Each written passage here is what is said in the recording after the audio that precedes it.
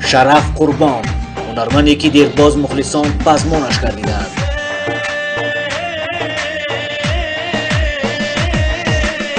هر دل و هر زبانه خدا خودش میدانه. شرف با لحنی ناتکرار و عارفانه خویش باری دیگر به صحنه هنر برگشت.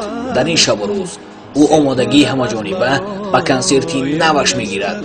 شرفی که اصلا او را هنرش شرف گردانید، همکنون بار دیگر با دیدی نو و تازه به صحنه هنر وارد گردید و از عشق می‌سراید. هر سخنش درد دارد و محتوای سروده هایش جدایی است. شرف قربان کنون باز بود در میان مخلصان. از حال دل زارو خبر نداره یارو.